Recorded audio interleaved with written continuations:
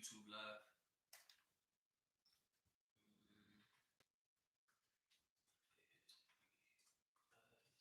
Facebook going live. Hold on. Facebook going live in 3, 2, 1. I see it. On you.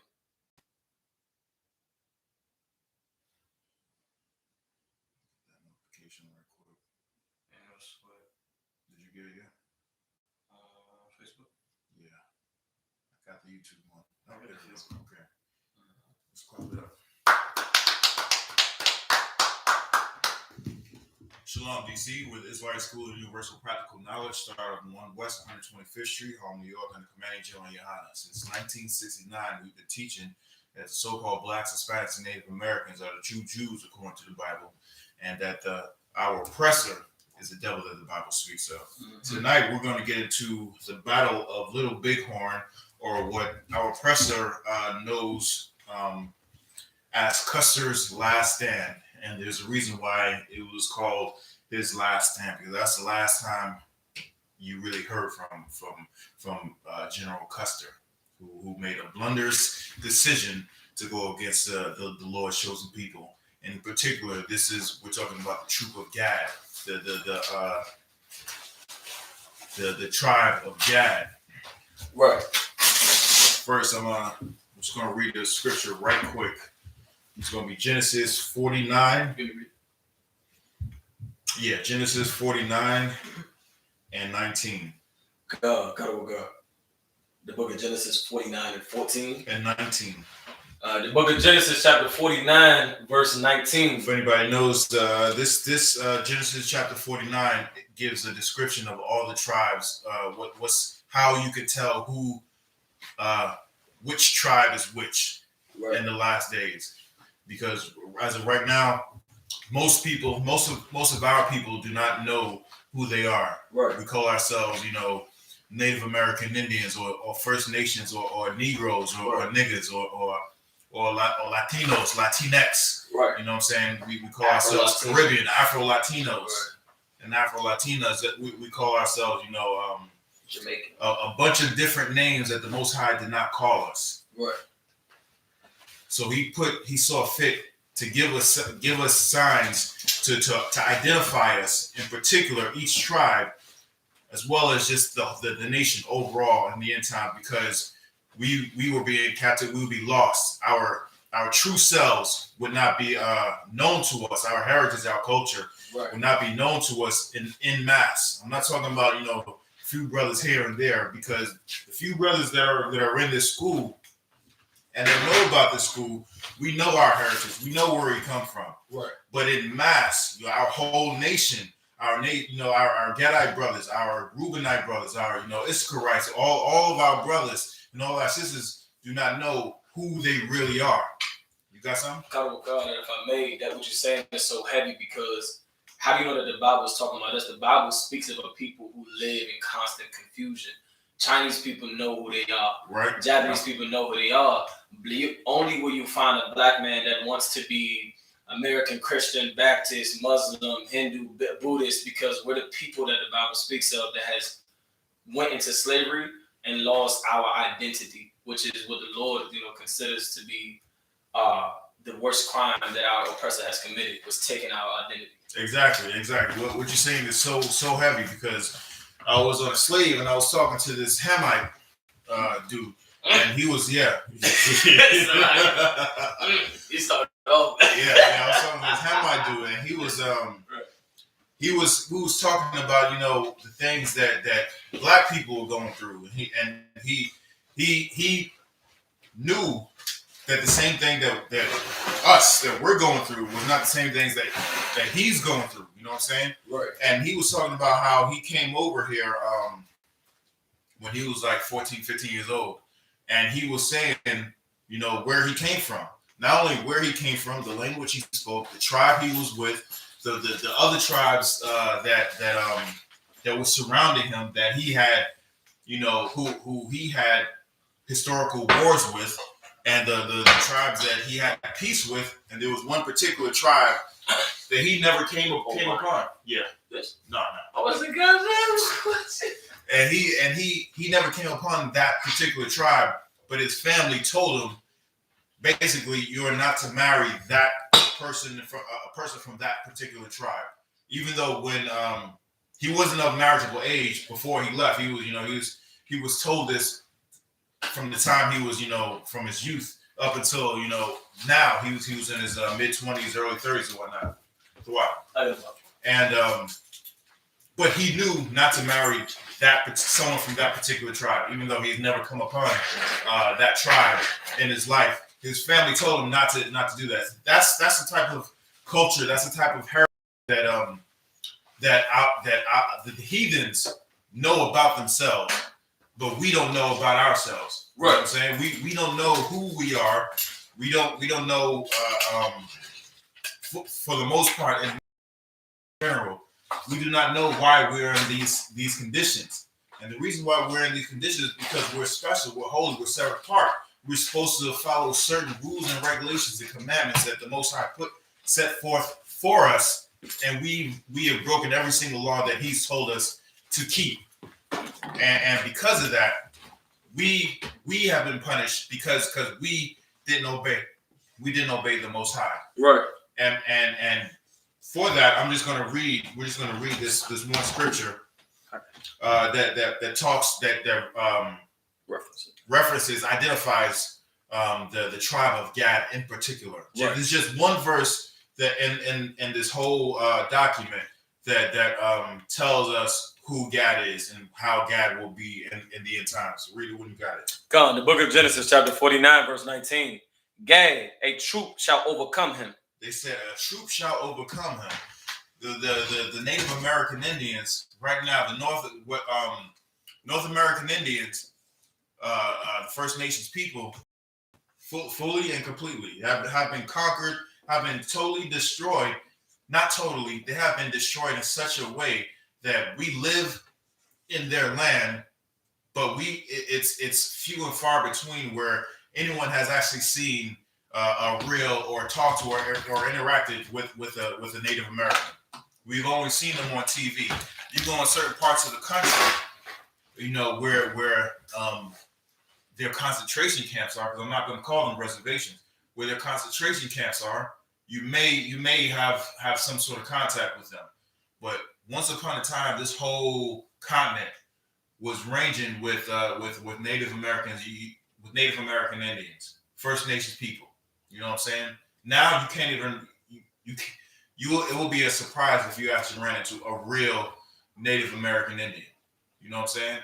Not them fake ones like Elizabeth Warren, the quarter Indians who claim they are who they're not. But I'm talking about real Native American. Our brothers have been destroyed. They have been overcome by a troop. Keep going. God. But he shall overcome at the last. But he shall overcome at the last. And when I'm talking about overcome, we're going to read a story, an article about a historical event that actually happened. That happens. That's a black eye on U.S. government's record. One of there's about two instances where Gad and Issachar have totally and utterly destroyed our oppressor, to whereas we have to they remember it, they memorialize it, sort of like 9/11. We're reading one of them right now, and it's the Battle of Little Bighorn, and the second one is the Alamo. Remember the Alamo, where General Santa Anna totally and utterly destroyed our oppressor. Right. So that they have to remember Texas. You have to remember the Alamo. Right. That's like a war cry or a rally around around themselves to themselves up to it's like a rally cry. Hey, we got to remember that the sacrifice of us against them. It's like getting them hype. What's that? You said it's like getting them hype. Yeah. It's like a hype thing, But we're gonna get into the first article. If you could give me that. The battle at Little Bighorn. Hold on, because there's two of them. All of them got different. Give me the Wikipedia one. not the botanical one. God. You want me to start? Yeah. Start from the little written by, or just go straight to the battle of Little Bighorn? Straight to the battle.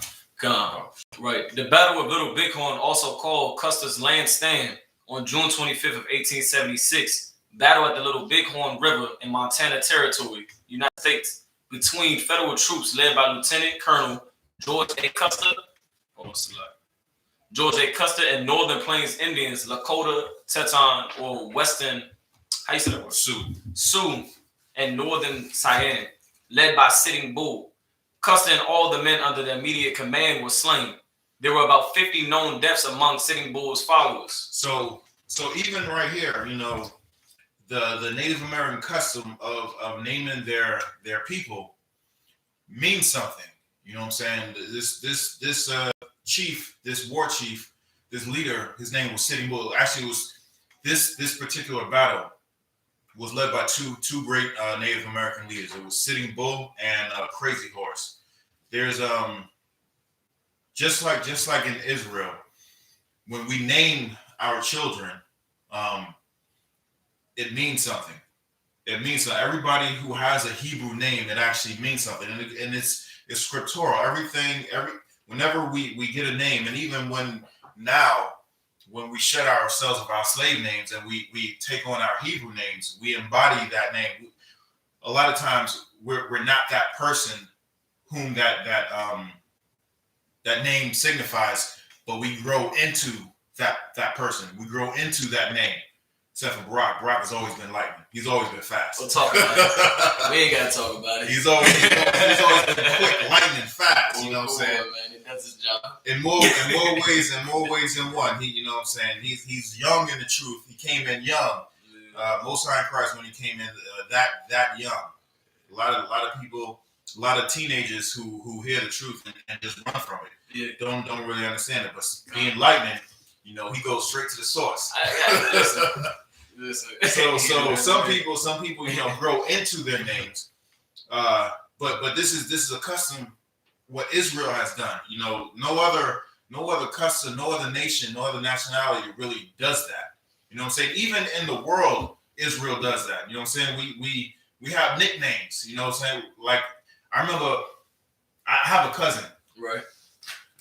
His name is one thing, but we call him something else. Yeah. And then when I'm talking to other people that know him that's not in the family, right, and they call him by his name, I'm like, who's that? You know what I'm saying? I know him by his nickname. You know what I'm saying? We all do that, even though it's some of the names are crazy. You know what I'm saying? We still do that. Mm-hmm.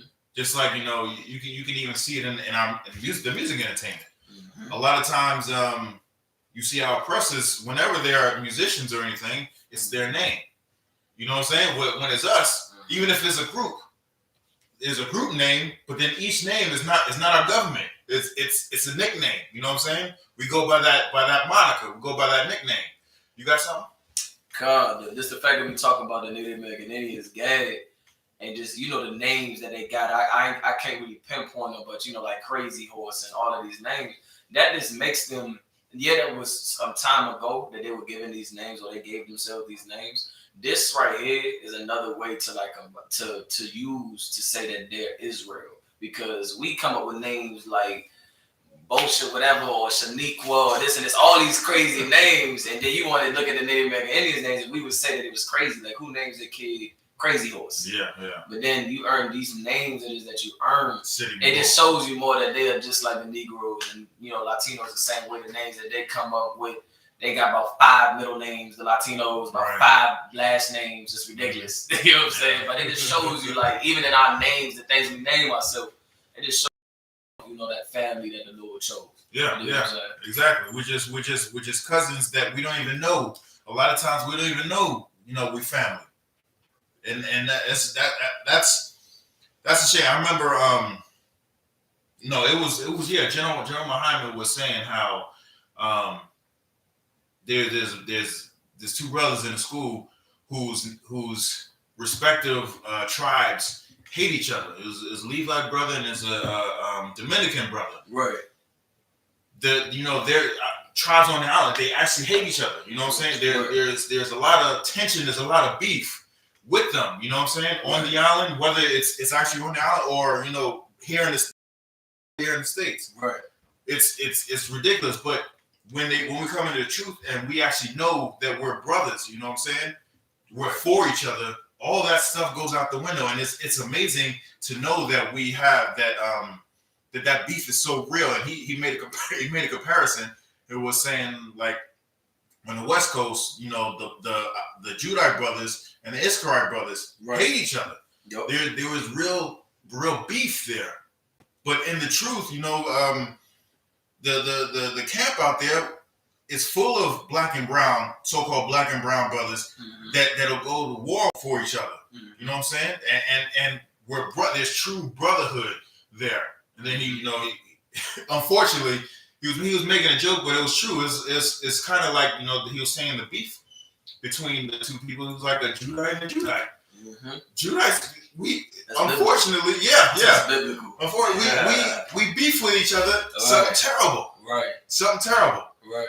But I'm getting off point. What I'm talking about here is the naming, how the way, even though our brothers really don't, in mass in general, don't know that they're Israel.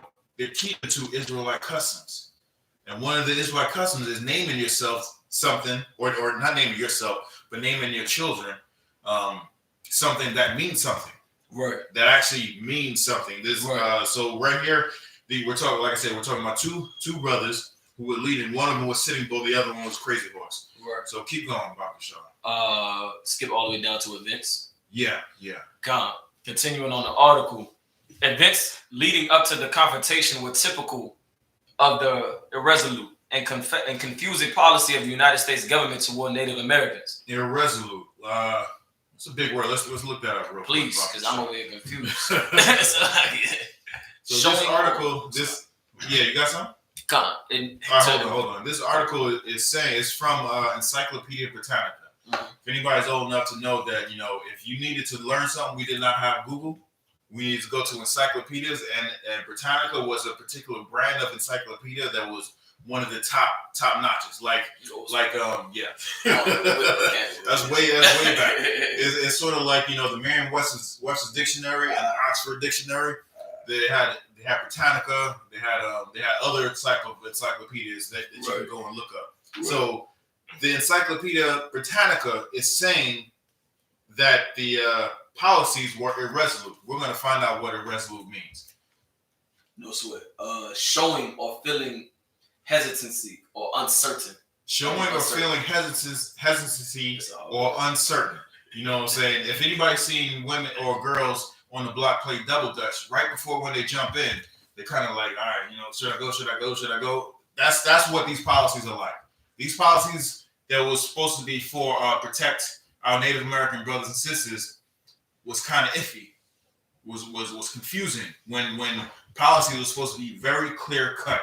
You know what I'm saying? Black and white. You can do this, but you cannot do this. These are the boundaries of this policy, of this treaty. You had some? Yeah, it's almost like you go into the school system. It might seem like it's going on, but just to connect it, you go into the school system. The way that Esau teaches us to write a paper. They always say you got to have a rough draft or whatever. Right. And it seems to me that it is turned, because irresolute means uncertain. Yeah. It seems to me they turned in an uncertain policy written on black and white paper. That was towards Native American Indians, and it was like a rough draft. It was never, they were certain that this is what it is. This is pen and paper, this is what it's going to be, and it can become a policy. They released a policy that they weren't even on the same page about. That's very true, and furthermore, even if it was black and white, they weren't going to hold to it no way. Please. You know what I'm saying? So even if it was clear black and white, one paragraph policy that says if you stay on this land west of the Mississippi, we won't bother you, and if we stay on this land east of the Mississippi, you ain't gonna bother. And if that's very clear, right, and we uphold to that, and if they find something of value to them on our side of the land, they're going to violate that and say, well, you got to read the fine print, and the fine print is the ink is still wet. You know what I'm saying? Facts. So even if it was, very defined, these bastards ain't gonna hold to it. They're not gonna hold to it. Let's get back to the article. I believe it's Laramie. Although the second treaty of Fort Laramie of 1868 in effect had guaranteed to the Lakota and Dakota Yankton Sioux, as well as the Arapaho Indians exclusive possession of the Dakota Territory west of the Missouri River. Okay, so let's hold right there, and let's find out what in the world this second treaty of Fort Laramie is. Is that an article, or do you want me to look it up? Nah, I sent it to you. Oh, you did? Okay, come on. Did I? No, I didn't. Let's see. Yeah, I sent the last. Yeah, it's Sioux Treaty of 1868. Gotcha. And we're gonna go down to in the spring of 1868. Is it the first paragraph? No. I got 1, 2, 3. I got it. Yeah. Read. Yeah, read it when you got it. Yeah. In the spring of 1868, a conference was held at Fort Laramie in present-day Wyoming that resulted in a treaty with the Sioux between the whites and the Sioux, who agreed to settle with reservation in the Dakota Territory. So there was some strife, there was some beef that happened before this time. They came together and they discussed terms that both parties agreed to. Both parties agreed to these terms, right?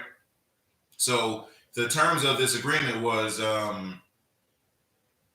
the Sioux was supposed to stay on certain lands, concentration camps, and the settlers, the Europeans, the oppressors, were supposed to stay off this particular land because they were like parasites. They were like an invading force that wanted to consume more and more and more land, and the more land that they consumed meant for us to be displaced.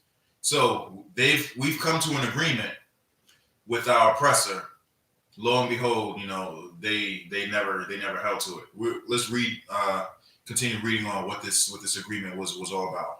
God, the Black Hills, and the breaking of this agreement, which led to their destruction. All right, so yeah, let's read why the Battle of Little Bighorn ensued. The Black Hills of Dakota are sacred to the Sioux Indians. In the 1868 treaty signed at Fort Laramie and other military posts in Sioux country, the United States recognized the Black Hills as part of the Great Sioux Reservation. So this part of land, the U.S. government recognized as part of the Native American, the Sioux Reservation. There's no ifs, ands, or buts about it. This is what they said. This is your land. We're not going to mess with you with it. All right, keep going. So there's a question online. What's up? But it's off topic. Yeah, what you got? It's a whole different breakdown. All right, no, so it says, Brother Eggs, what can I do on the Sabbath day? Can I clean my car? In short, yes. In short, good question, because a lot of times, we don't know. If you don't know, it's good to ask the question. All right, so in short, the Sabbath is made for you. You are not made for the Sabbath. That's right. All right, so with that, the things that you can do is the things that you want to do. You know what I'm saying? Things that you can't particularly get to because of the slave that you have during the week. What the Sabbath really entails is, if you are a business owner, if you have a certain type of business and whatnot, and you have people under you, you are not to make them work. You're not to have them do servile work. If you want to go fishing, if you want to go camping, if you want to go to the movies, if you want to go wash your car, you know what I'm saying? You can do that on the Sabbath. If you want to cook a lavish meal, you can cook a lavish meal. You know what I'm saying? You can cook some small meal, some franks and beans. You know what I'm saying? You can light a fire. You can turn the lights on. You know what I'm saying? The Sabbath is made for you. Things that you want to do to relax, you can do. You know, you can go out there and chop down 20 trees, or you can just, sit down and relax, read a book. It's up to you. You got something? Salagi, of course. Salagi, if I may. Let's get what you got. If I may, right? Like a lot of these fake Israelite groups that made us believe that you can't, wash your car or breathe or brush your teeth or fart on the Sabbath day because it is you doing anything. They don't understand that, there's a lot of children out there that are starving because this fake Israelite, does not feed the 4-year-old or 3-year-old or 2-year-old because they are taught the Sabbath service means you can't eat. It means you can't turn on the lights. It means you can't turn in the heat. So in the dead of winter, 13 degrees surrounded by snow, you're not going to turn on the heat because you're taught by some fake Israelite leader that you can't get warm, that you can't get a drink of water. So now you have to starve yourself, and now you put yourself in your body, your children, and your mind in this state. But this day was made for you. This day was made for your pleasure to get rest. That's the Sabbath. If I may, Captain Shark taught it a long time ago, not too long ago, but that the first Sabbath was the Lord after he was done, making all of this. That was the first Sabbath. It was a day of rest. It was the day that you got rest. You didn't have to deal with your employer, these things like that. And you don't understand like this. Some brothers in the world don't understand, how detrimental that is when you believe that you can't do nothing on this day. So that means you can't breathe, you can't walk. Your woman, you can't give your woman no pleasure. Your woman is calling for your name. You can't answer the phone because your leader told you. You don't can't tell work. Saturday. You can't work. You better put that work in. There you go. Shalom, brother. Even with that, what you're saying is heavy because those fake Israelite groups that are teaching that nonsense are learning it from our imposters. There you go. You know what I'm saying? Our imposters are the ones that say that you can't, turn a light on, or you can't use electricity, or you can't do this, or you can't do that. You know what I'm saying? Learning that from we're learning this nonsense from an imposter. It's so bad that when they actually come to, you know what I'm saying, like when it's a Sabbath, they'll live in a building, they'll live on the 18th floor or whatever, or the 5th floor, but they can't, use the elevator. So they'll stand at the elevator banks waiting for someone to who's not, Jewish to come by, who's not one of them to come by, and then when they come by, they'll say, "Hey, can you push this button for me?" Or can you light up the smoke? They'll say, "Hey, can you light this light for me?" How you doing, bro? All right. And they'll get somebody else to do that for them. That's what your fake Israelite leader is telling you. That's where they're getting it from. When that is not scriptural, that's not biblical, that's not from the Most High. The Most High specifically made the Sabbath for you, not you to serve the Sabbath. All right. It's good to see you, bro. You got anything? Oh, the question was the brother. It was a brother online that asked. it was me. Oh, it was you? Yeah. Okay. Did you hear the I didn't the get the whole explanation? thing.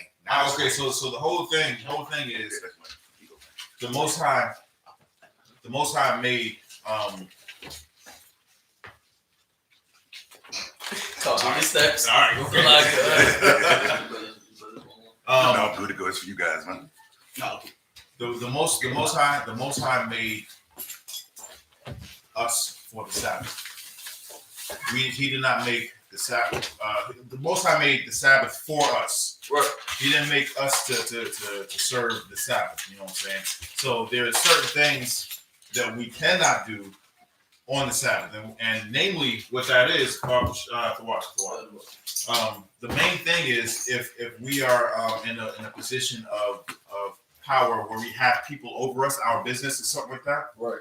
We are not to make in particular, we're not to make other people do servile work according to whatever we have during, you know, any other day that's not the Sabbath. Whatever work that they're supposed to do, you know what I'm saying? Right. We're not to make them do that type of work. Right. It's supposed to be a day of rest. Now, if they have things that they want to get done around the house or around just anything of pleasure, or even if, because sometimes, you know, cleaning your garage out ain't pleasure, you know what I'm saying? Right. That's work, but you're not getting paid for work to clean out your garage, you know what I'm saying? Okay. You're not getting paid to wash your car. Okay. You know what I'm saying? So something like that you can do. Why? Right. Because it's not servile work. Right.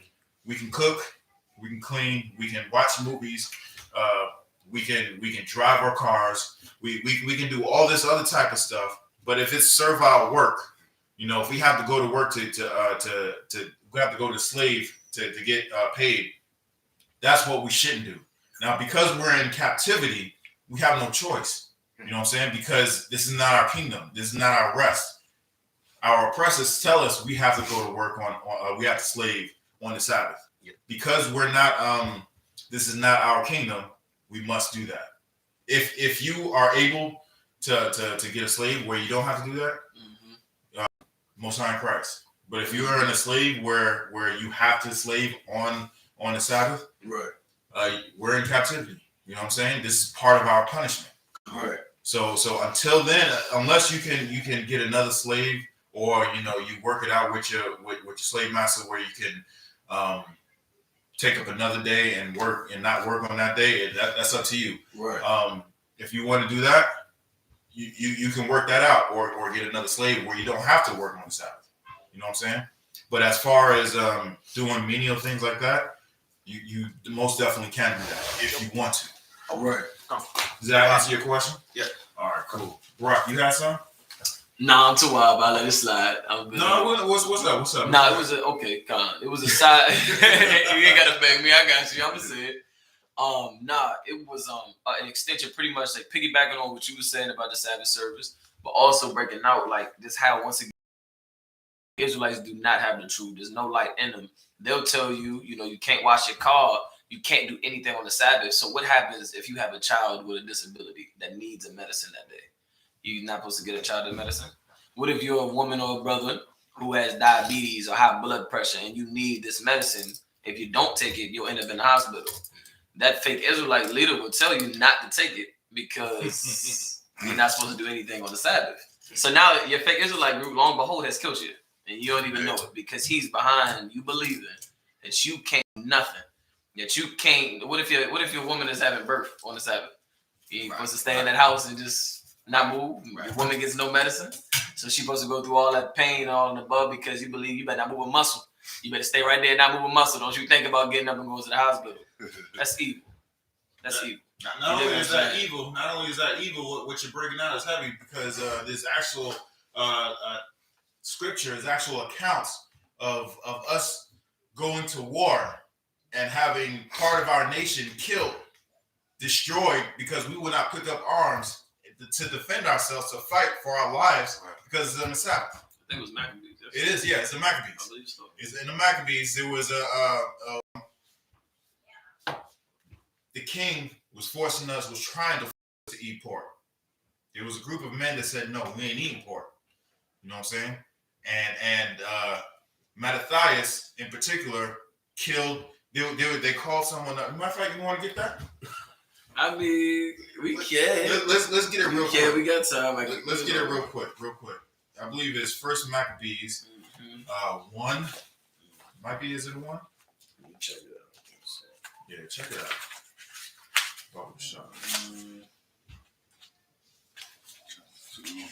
They decided to stay in the forest or just in that little wooded area when they came. Hold on. Maccabees. Hold on 1 second. Unless you find it before I do.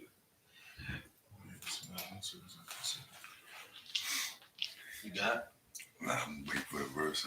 Just got Maccabees.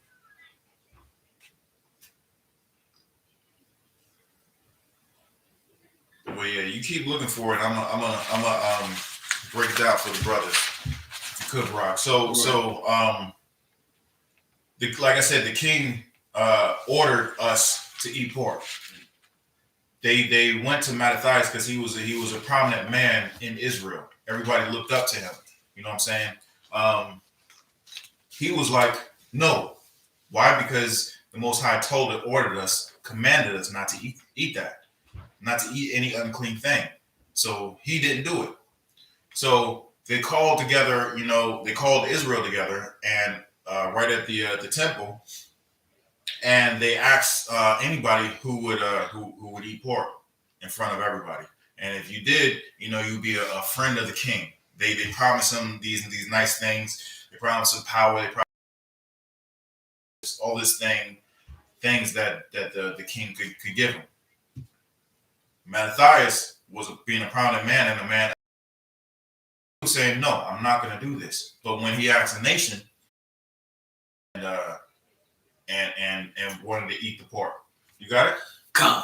All right. It's like verse 33, but it starts at 31. First Maccabees chapter 2, verse 31. All right. Yo, let me get this there with you. Starts at verse 31. Yeah. You brothers got it? Yeah. All right, go ahead. Come on. The book of First Maccabees chapter 2, verse 31.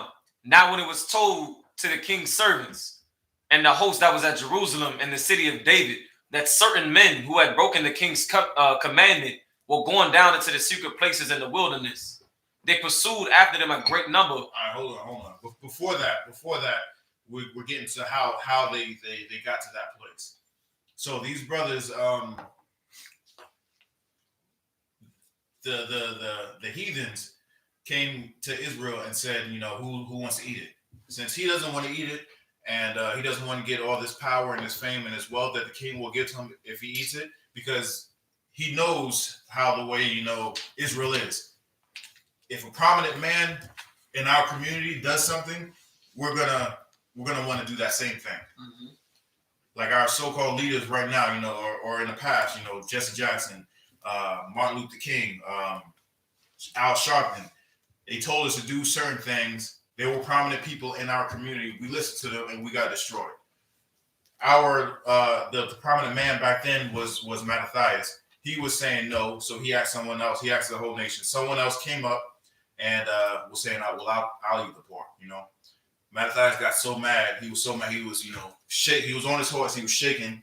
Couldn't control himself. He went up there. You got something? No. Okay. Do you think? No. My fault. I was stretching that time. It's a lot of you. He went up there. He killed the Israelite that was about to eat the pork, and then he killed the king's man who asked the question. Killed both of them. At that time, he said, because they were they were trying to get us to eat pork, and then that man who was trying to basically both of them was trying to get us to eat pork. After he killed them, he slayed them on the altar in front of everybody. He says, if anybody who's after the Most High, come with me. And they rode off. All the people who was with him, they came with him. Said, leave everything. Don't go back home. Don't pack anything. Come with me. They went off into the mountains. There was another group of men that said, well, we can do the same thing, but we're not going to go with him. We're going to go our own way. Right. And this is where we at. Right. Verse 32. They pursued after them a great number, and having overtaken them, they camped against them and made war against them on the Sabbath day. Made war against, so they caught up with them. They found them, they caught up with them, and they surrounded them. So there was no way that they was going to get out because they surrounded them. So once they surrounded them, this is what happened. Come, verse 33. And they said unto them, let that which ye have done hitherto suffice. Come forth and do according to the commandment of the king, and ye shall live. So he's saying, well, everything that happened up until this point, we're gonna let bygones be bygones. If you come up and eat the pork, we're gonna let everything in the past be in the past. We're gonna forgive you. Nothing that you have done that would have been punished before, you will not be punished now. This is what they told him. Okay, now keep going. But they said, we will not come forth, neither will we do the king's commandment. He said, we ain't coming there, and neither are we gonna eat the pork. And this is what happened. To profane the Sabbath day. So then they gave them the battle with all speed. So they took it to him. They came there and they wanted to. They fought with them. Right. And what happened? Howbeit, they answered them not, neither cast they a stone at them. They didn't even throw a stone at them because it was a Sabbath. They said, because we ain't supposed to do any work, right, we ain't gonna fight you. Right. Keep going. Nor stopped the places where they lay hid, but said, let us die in all our innocency. They said, let us hold on. I know. I'm sorry. You got to see it for yourself. Yeah, hold on. If I could, real quick, one of the brothers get me. Hold on.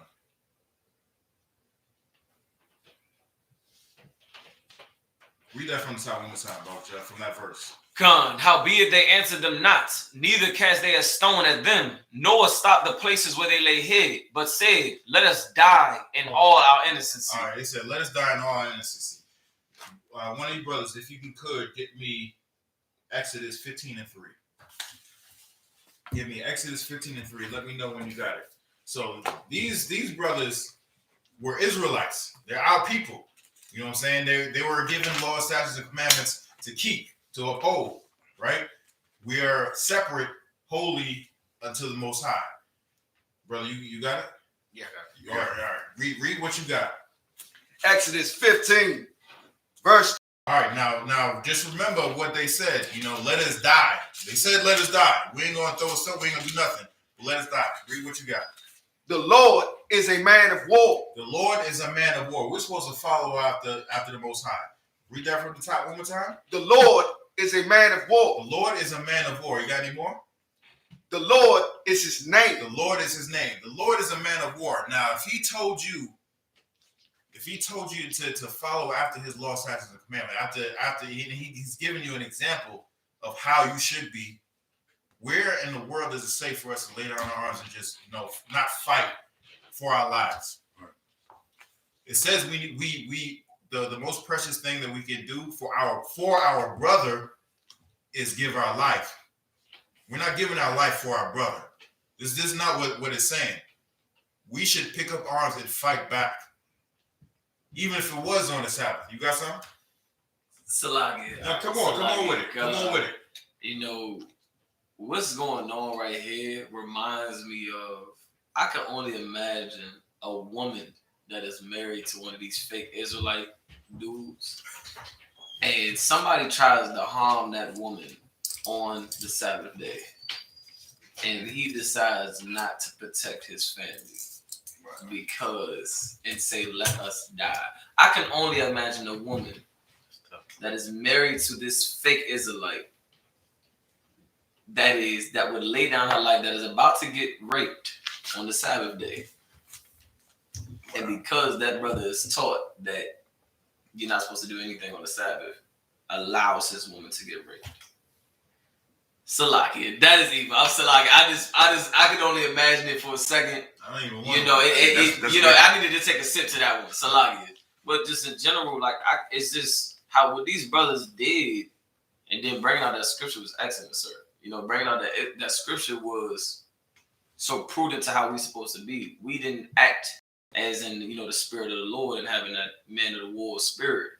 However, we lay down our arms. I could only imagine what one of these fake Israelite dudes would do if they have a sister they're married to, and that sister is in danger. Your child is in danger, but you do nothing as the man of the house, who this woman trusted to you to protect her, to you to protect the children, and you did nothing. Forget about it. What you're saying is heavy, because one of two things will happen in a situation like that. It's either he's going to hold on to that lie and be found out to be a weak man that's not of the Most High, and allow his family to go through that trauma, or to believe what he was taught.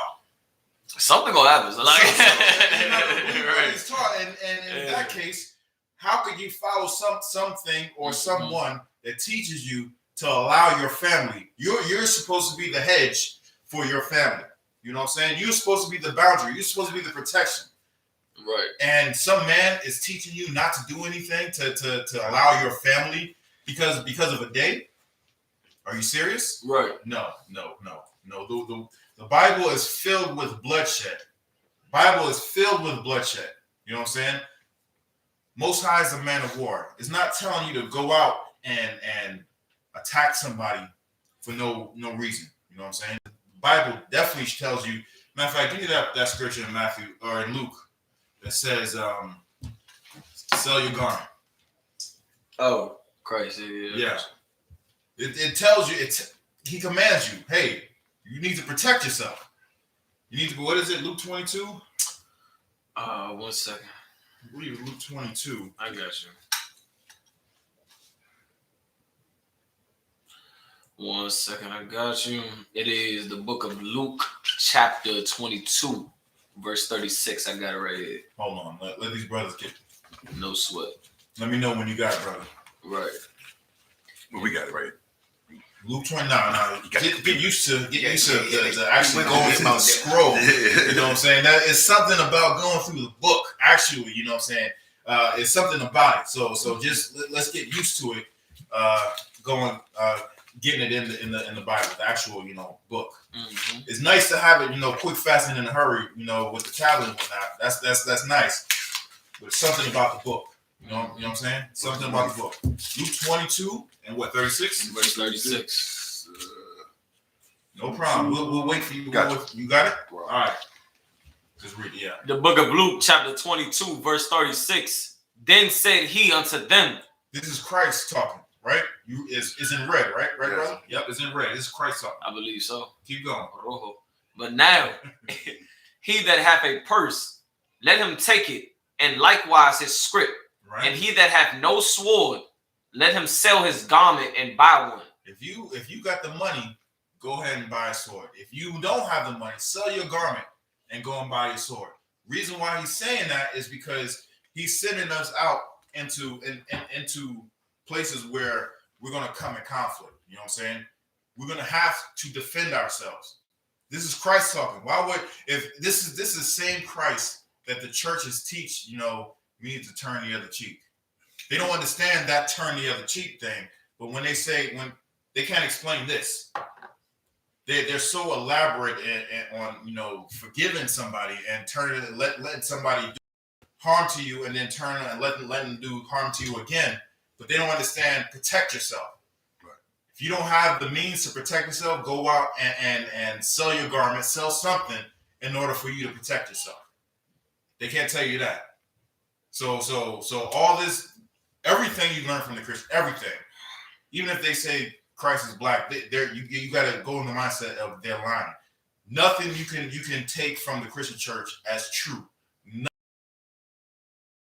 Salaga, this what you saying is so heavy.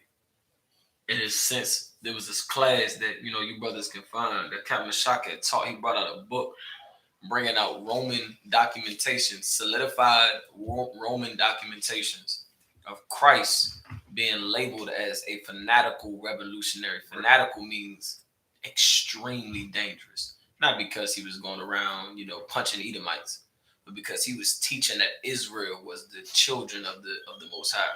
He was teaching the truth according to the Bible. Romans labeled him as this. Christ was telling his disciples he knew what was going to happen. He knew what was going to happen. He knew that these Romans was going to come for his disciples' heads. He said, "Sell your garment."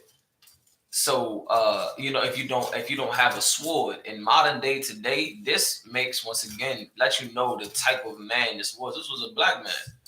He said, "Listen, man, there's people out here. We have an enemy that's trying to kill us. That's right. That's trying to murk us. That's trying to murder us. If you don't have a gun, go and get one to defend yourself. If you don't have a sword, in other sense, go and get one to defend your family and your house." And it brings back the class Captain Shaka had taught on just the simple fact of how important it is and the type of man Christ was. He wasn't some blue-eyed devil that, would never lift his arm to harm anyone. You don't know the Christ that's in this Bible there. Edward James. There you go. You do it right. That's ridiculous. Me. Stop doing that. This is what Christians believe. Good night. Christ was like, hell no. Talk about it. Hell no. He was that rough dude that slept if he was, here right now, Mm-hmm. he was that rough dude that slept in halfway houses, slept Yeah, under bridges, you know what I'm saying? Yep. Slept on the highways and byways just so that he can come and teach us who we are That's right. and how we're supposed to be. That's right. He's not some soft, Mm-hmm. Edomite, that loves everybody. He damn sure didn't love everybody. Mm-hmm. He was the perfect embodiment of the Most High, a man of war. Mm-hmm. And it's even harder for a man to forgive his brother than it is to forgive our oppressors. Right. Case in point, how much crime that we commit against one another. You know what I'm saying? Right. How much times that we do not let go of something that our brother would do. If we had a party, a barbecue, a cookout, someone does something to us, over there, we're ready to go to war. But if we have a potluck at the slave and they do that, an oppressor does that same thing to us at the slave, we're nah, you good. Nah. Christ showed us how the way we're supposed to be. That's right. You got something? No. Okay.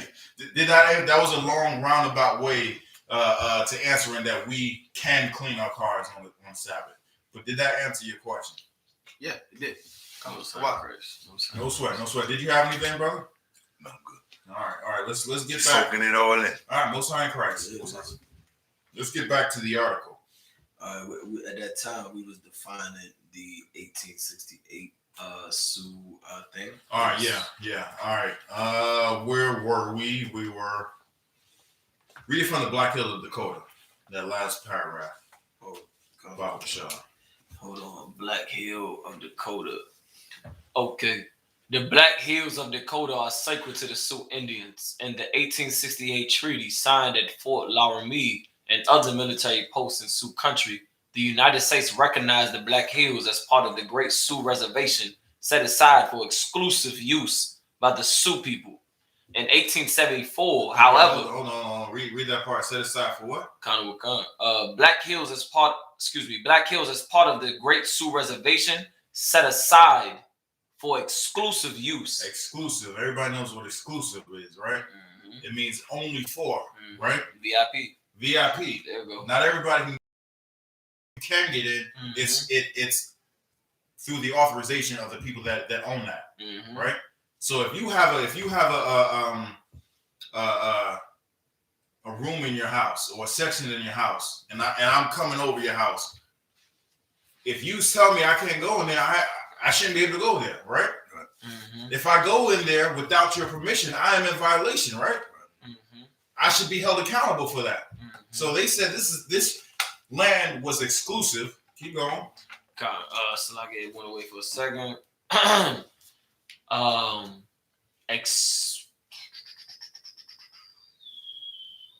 Set aside for exclusive use by the Sioux people.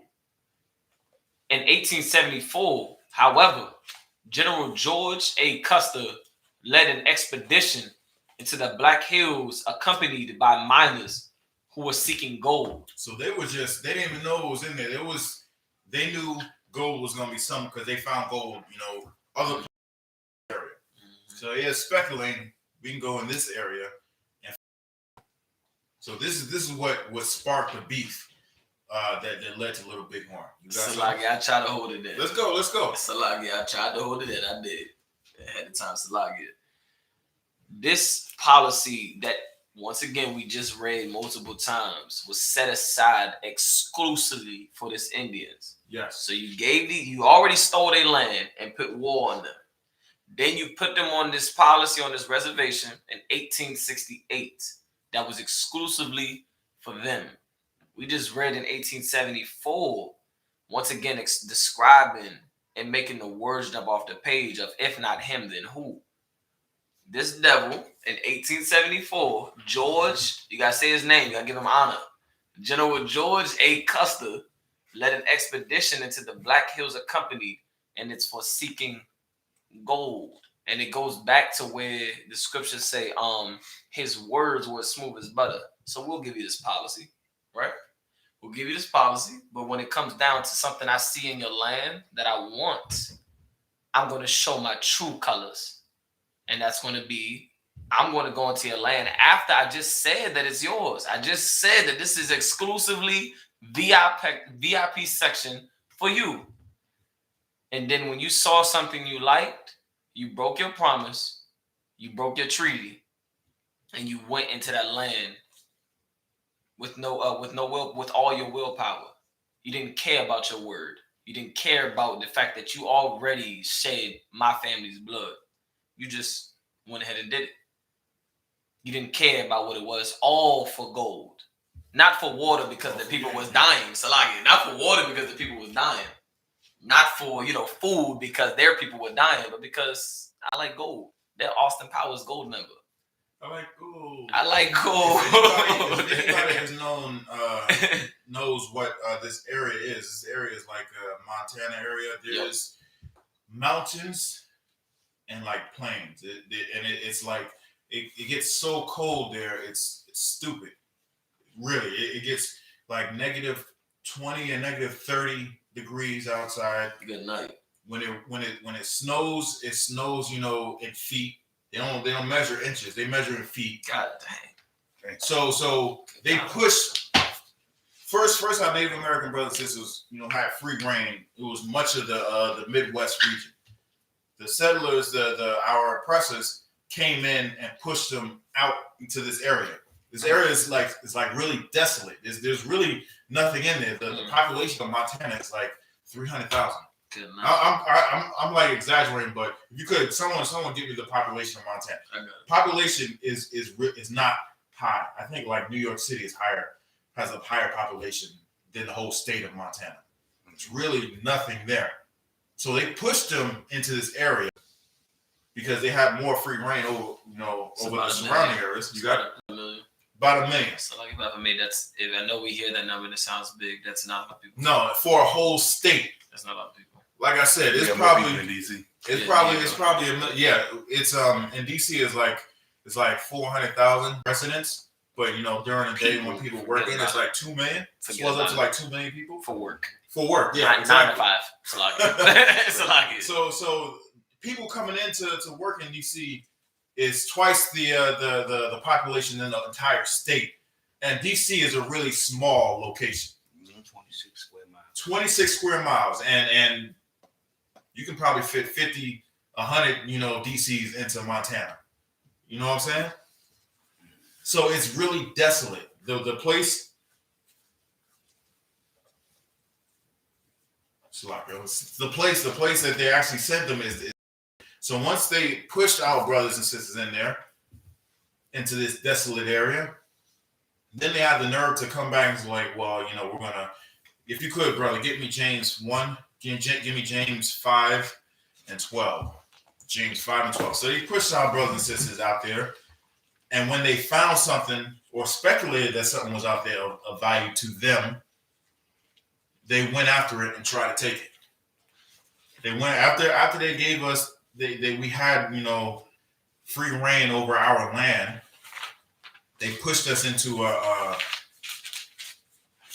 small, desolate style area. They came in and invaded basically that place, and it was basically. I'm not gonna say it was nothing we can do because there is something that we actually did, and that led up to the battle of Little Bighorn. They basically invaded our space. You know what I'm saying? Yeah, James is in the New Testament. Is in the back.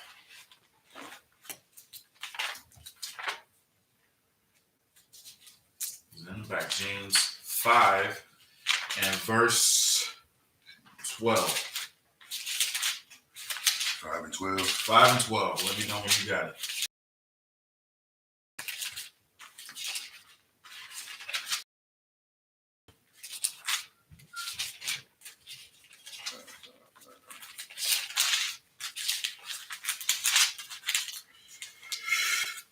Got it, sir. All right. Read it when you got it. James, chapter 5, verse 12.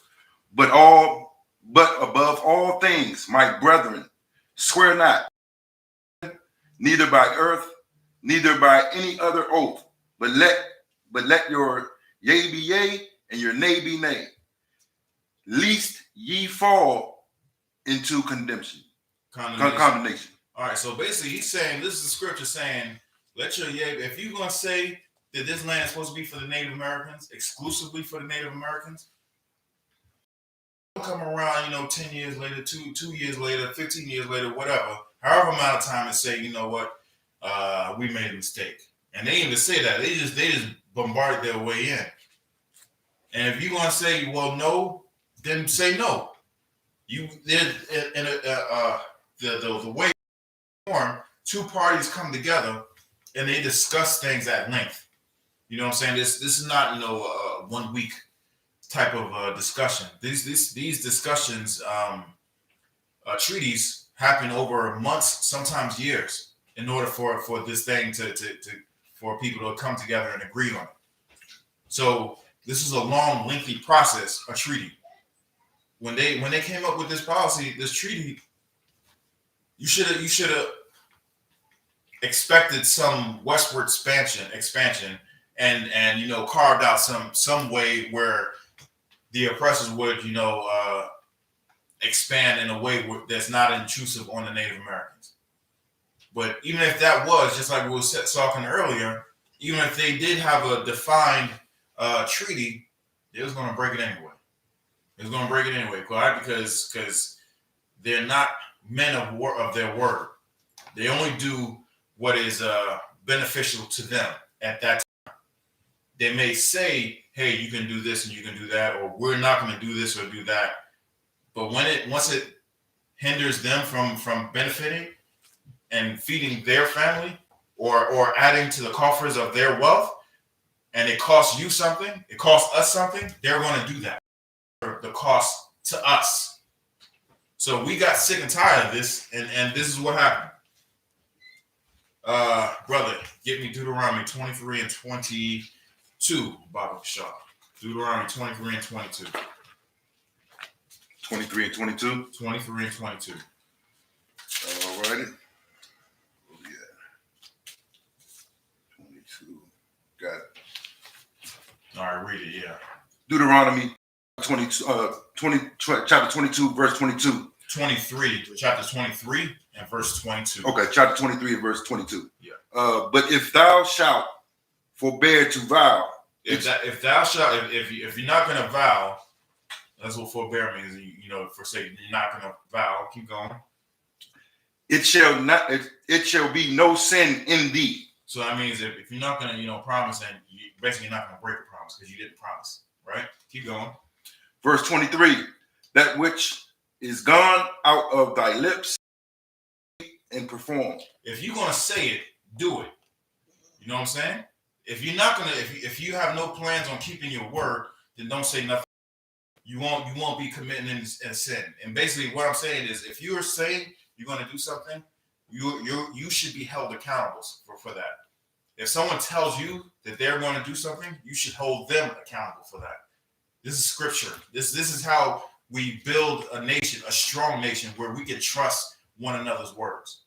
You know what I'm saying? If they tell us that they're going to be here by 10 a.m. to fix our leaky faucet or whatnot, or replace our water heater, we should expect them by 10. You know what I'm saying? We shouldn't like the cable man. Goddamn cable man says give you a damn window from 10 to 2 and comes at 6 p.m. Like, are you serious? God damn it. that upsets me. Yes, that upsets me. Absolutely. You know what I'm saying? If you say you're going to do something, do it. Yeah, you got something. I just got a little joke. That's not a window. That's like a backyard. Exactly. Come on, man.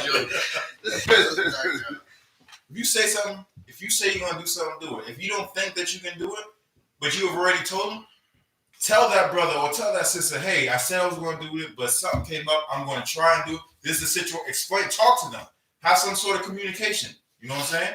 They may be, you may be able to work something out.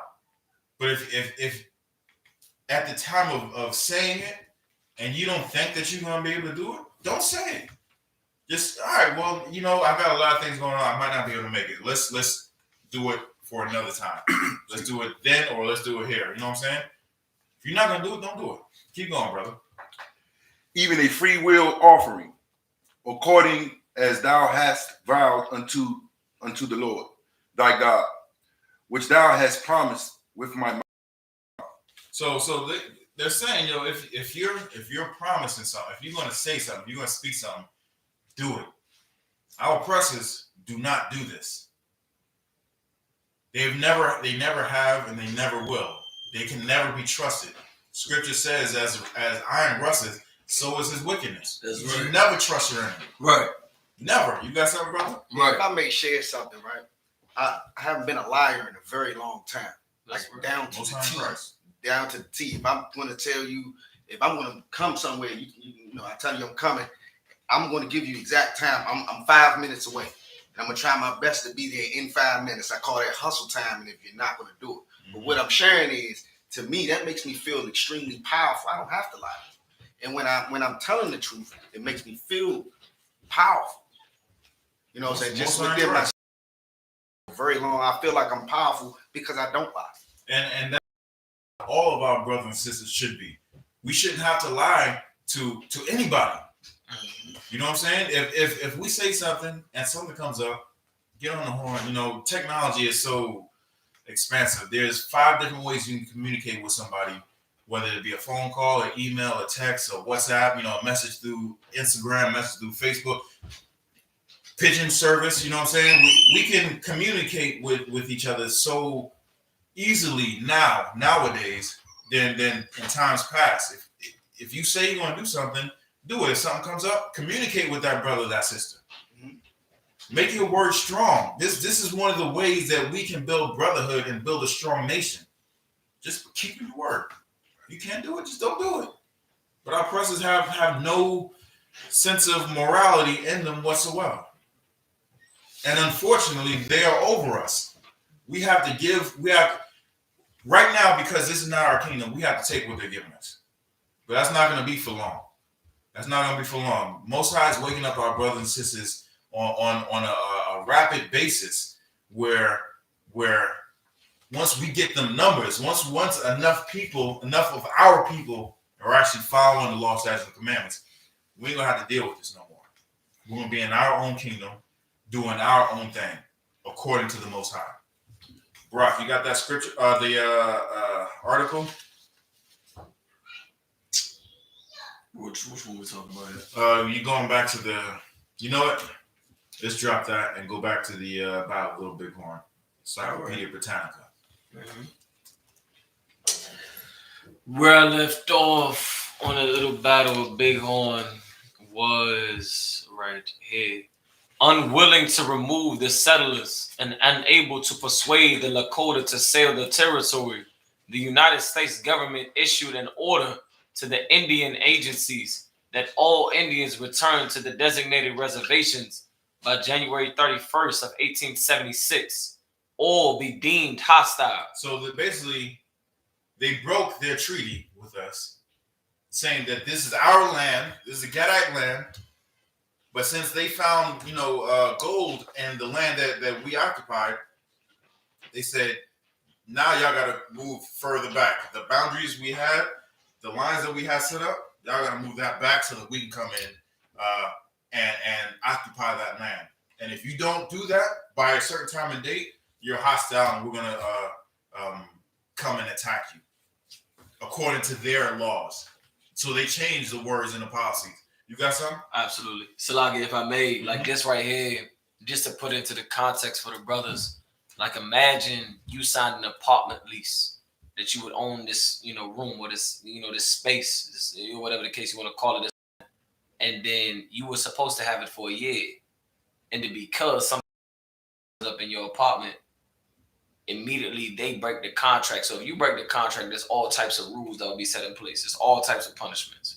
But they can break the contract freely, and they can tell you, yeah, you signed a lease for a year. But putting that to perspective of today, which is things we go through, you bought thing to get you out of the neighborhood, to turn Chocolate City the most gentrified city across America, which is DC. Right there, just putting the context, the Native American Indians was damn near put into a position to where we signed for this. You already took the land, but we signed for this. But because we see something here, if you even think about staying to defend your home, sign the contract, you're considered hostile, and we will meet force with greater force. If you even think about just saving your home, your children grew up there, Salakia. Mm-hmm. You know, you met your wife there. You know, you had your first baby there. So if you even think about considering those things, you're considered hostile. You ain't trying to harm nobody, you ain't trying to punch nobody, you ain't trying to shoot nobody. But if you even think about holding your integrity or your morals, you're considered hostile. Forget about it. And they were, like I said, our Native American brothers and sisters were pushed into this land because the same exact thing happened further out.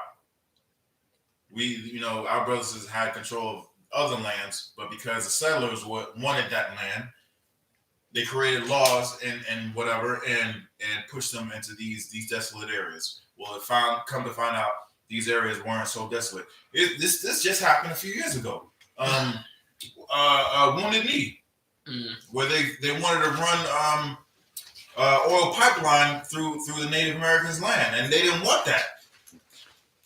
And what did they do? They met force with extreme force. Mm-hmm. They met. Our Native American brothers and sisters were just protesting. You know what I'm saying? Just protesting. It was nonviolent protests. You know, they tell us how, you're supposed to protest peacefully and whatnot. They protest peacefully on their own land.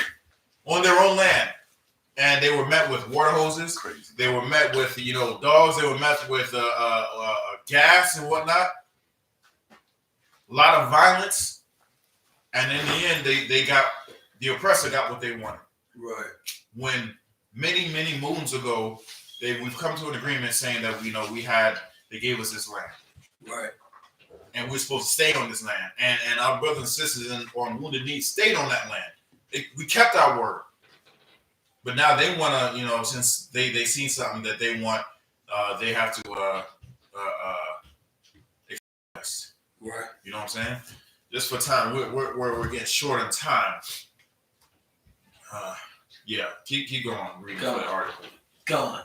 The improbability of getting that message to the hunters, coupled with this rejection by many of the Plains Indians, made confrontation inevitable. So just like I was saying, how we could communicate with each other, damn near instantly.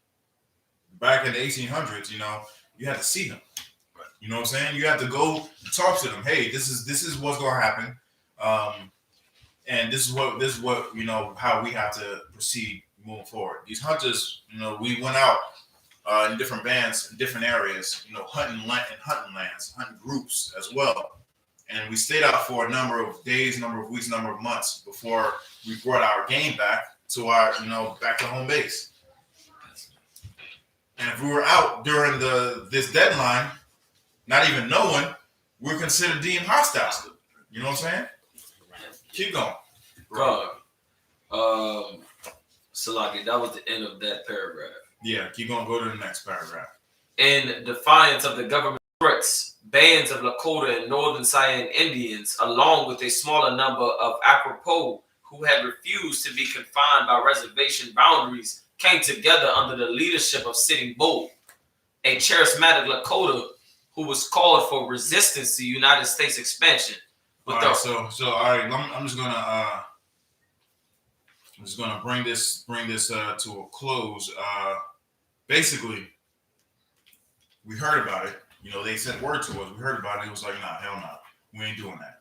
You know what I'm saying? So it was a number of Native Americans that openly protested and came out into that area where they said we weren't supposed to. And that initial number was only about 800. So they deemed us hostile. Word got back to the U.S. Army saying it was about 800, fighting men that was there. They didn't know that we was having a festival during that time, so other tribes were coming in. And when they heard about it, they banded together with Sitting Bull and Crazy Horse. Those numbers swelled. They sent out a party to to combat them. And that party thought that it was going to be only about 800 people. Little they know it was about 3,000 people. And it was about 600 of the oppressor.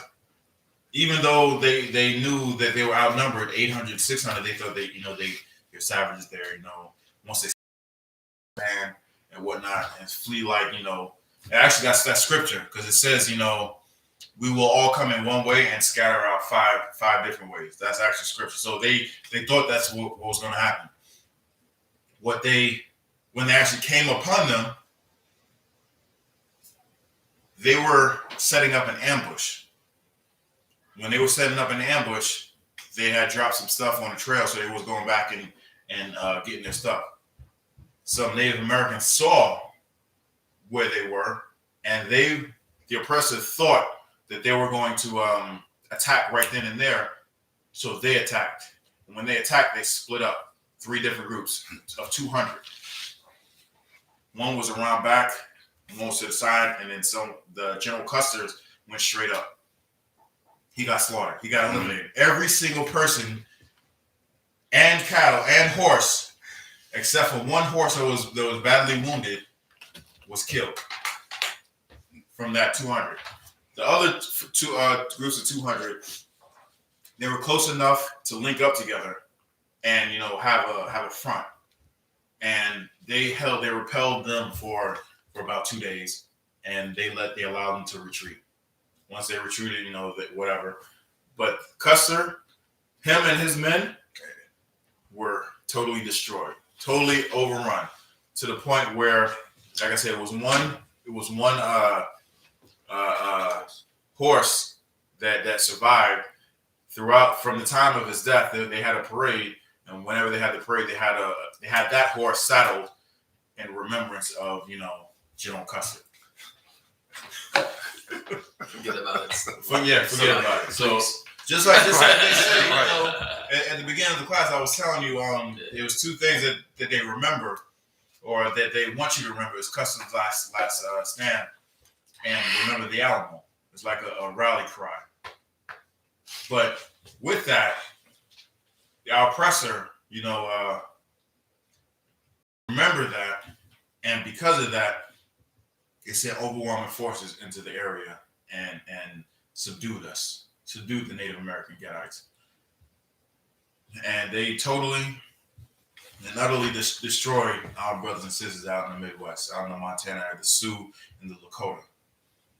All but destroyed them. We only have, but a handful out there. You know what I'm saying? And in regards to how much there were, they came together and they slaughtered us. Why? Because we did not seek the Most High. The Most High would have taken, even if we one, that doesn't matter to the Most High. The Most High, it does not work in numbers. You know what I'm saying? It would show more of his power if we were to win and overwhelm the forces by a few forces. You know what I'm saying? A small number that shows his power, his glory. So if we were to have overwhelming numbers, just like a battle like this, they would say, of course you won, because you had the numbers, you had the opportunity, you had the tactics, you had the gear and all that stuff. But if we had smaller numbers and we're outnumbered and we didn't have the might that the opposing forces had, that's how he operates. Why? Because there is no ifs, ands, or buts about it that it was the Most High that brought us out of that. Just like it was in Egypt.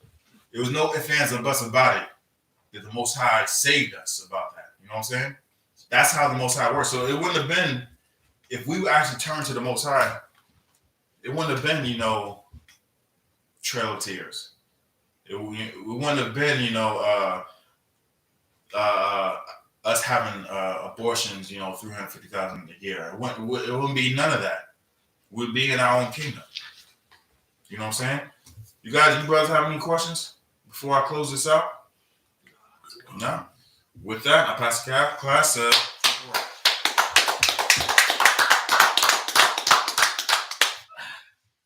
security announcements. We are the I.S.U.P.K. out of 1 West 125th Street, out of Harlem, New York, under Commander General YAHANNA. New rules for brothers and sisters. When a new brother or sister comes into the school, they are off limits for 6 months. They're to be saluted only. They are to shed themselves of the word. After 6 months, if a brother or sister has an interest in a particular person, he or she must get permission from the head to speak to a brother or a sister. There's another 6 months in which the brother or sister will court each other. After this 6-month period, the brother or sister will get permission from the head to marry. Tithes was the commandment. You can find this in the book of Numbers, chapter 18, verse 21, and the book of Malachi, chapter 3, verse 8 through 10. It means 10th in Hebrew, and it's pronounced ma'ashara. 10% of every penny of any increase the Lord gives you. Teacher. Priest fund, it is a free will offering for priests. It is not mandatory. It is whatsoever amount you would like to give. Upcoming holy convocations, we have the Feast of Purim and the 15th day of the 12th month. That will be Monday, the 14th of February, and Tuesday, the 15th of February of this year, 2021.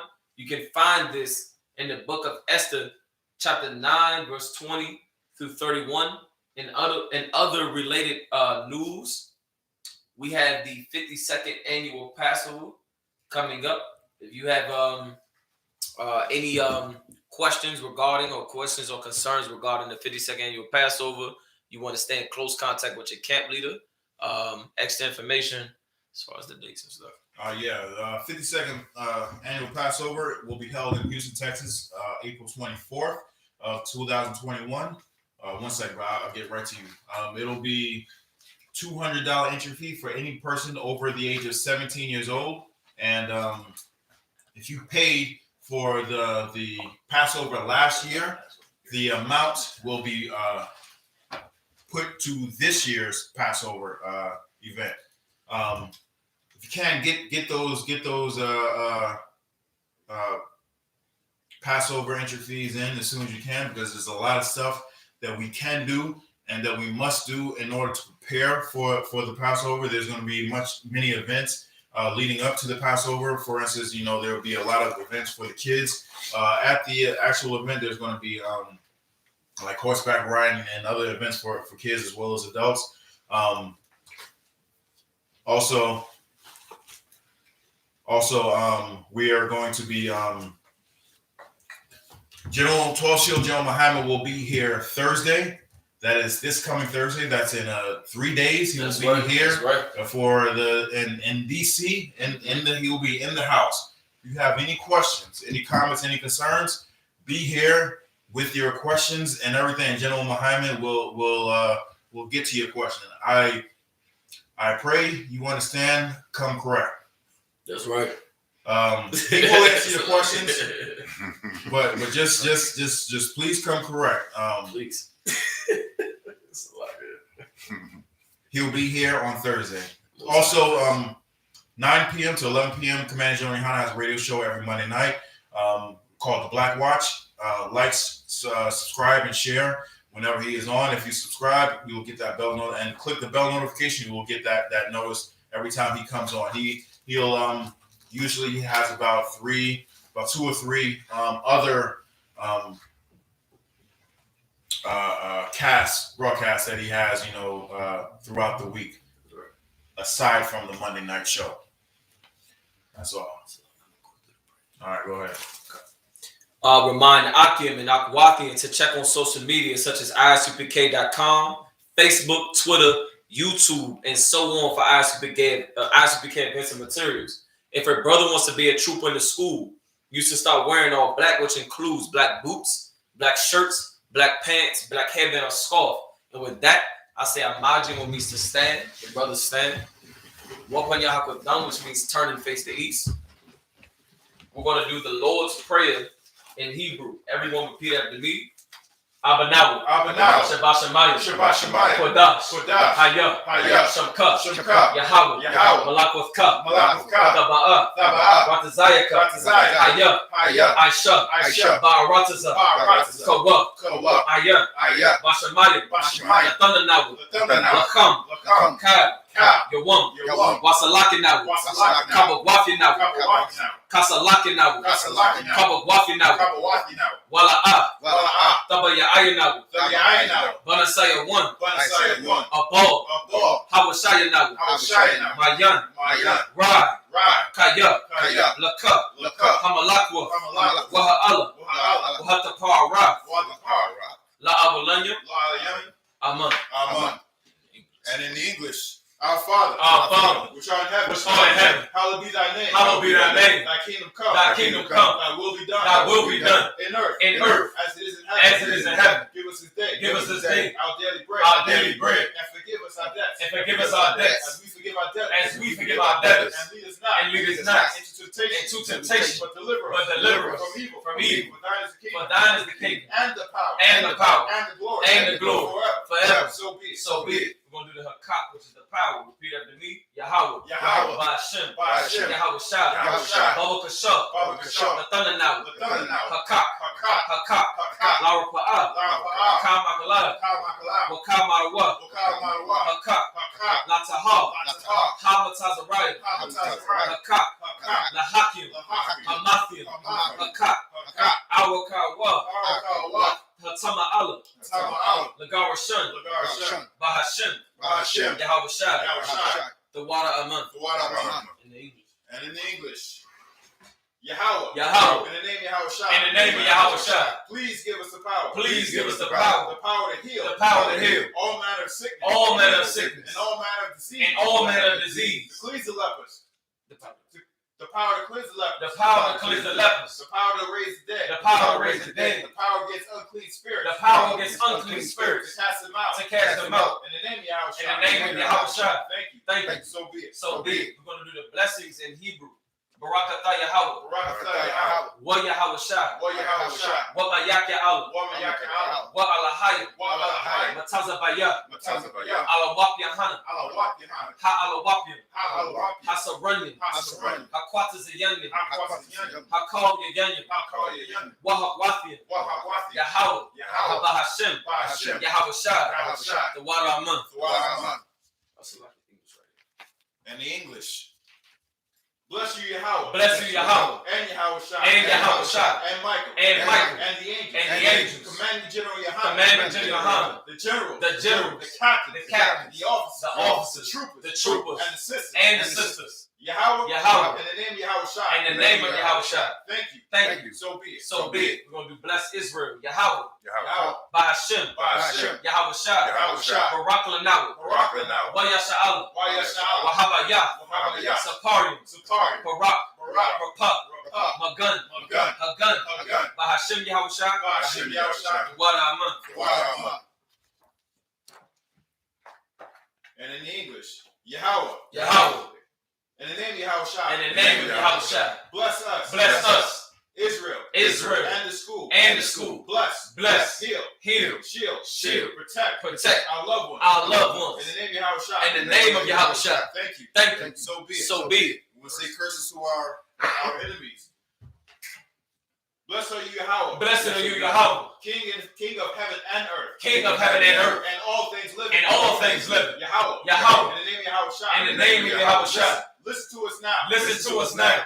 Right now. Send evils and curses. And punishment and destruction. To the heathen. That speak against us.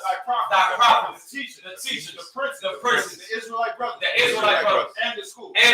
Send evils and curses. And punishment and destruction. To the heathen. And shake loose.